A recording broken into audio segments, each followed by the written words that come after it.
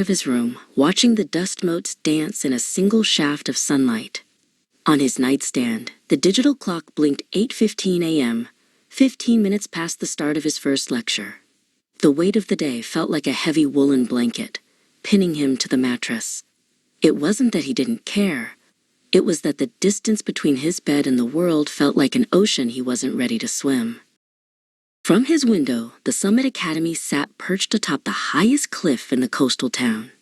It was a beautiful, ancient building of glass and stone that promised a future Hassan wasn't sure he could reach. To everyone else, it was just a school, but to Hassan, it was a mountain that grew taller every day he failed to climb it.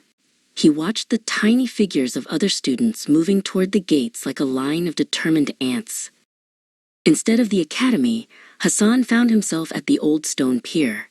He watched the fishing boats bobbing in the harbor, their hulls scarred by salt and time. He felt like those boats, unmoored and drifting.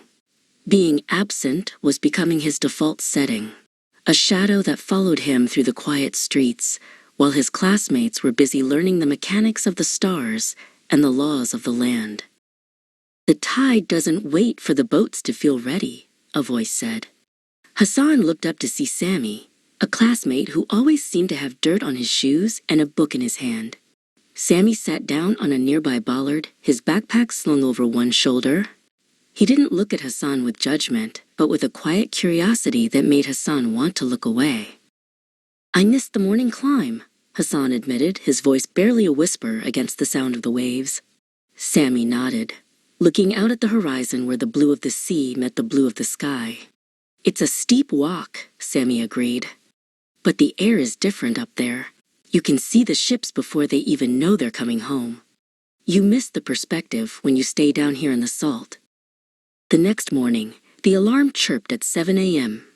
Hassan felt the familiar gravity pulling at his limbs, urging him to stay in the safety of the covers. But he thought of the perspective Sammy had mentioned. He forced his feet onto the cold floor. Halfway up the cliffside path, however, his breath grew ragged, and his resolve began to flicker. He sat on a stone bench, watching the fog roll in. A rhythmic scuffing of shoes announced Sammy's arrival from the path below. He didn't pass by. Instead, he took a seat on the other end of the bench. "The middle is the hardest part," Sammy remarked, wiping sweat from his forehead. "It's where the hill is steepest, and the bed feels closest. Most people think attendance is about the destination, but it's really just about surviving the middle." Sammy stood up and adjusted his pack. He didn't offer a hand to pull Hassan up, but he waited, leaving a space beside him as if it were already reserved. "One step is just a step," Sammy said.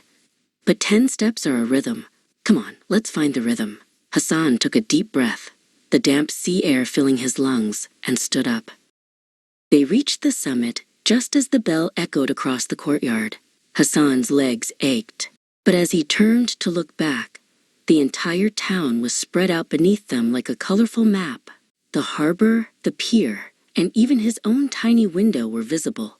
For the first time in weeks, he didn't feel like he was drifting. He felt like he was exactly where he was supposed to be. Attendance wasn't a magic cure. Some mornings were still heavy, and some hills still felt like mountains.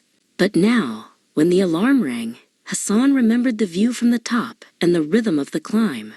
He and Sammy walked together most days, 2 dots moving steadily upward, proving that being present was the first step toward being free.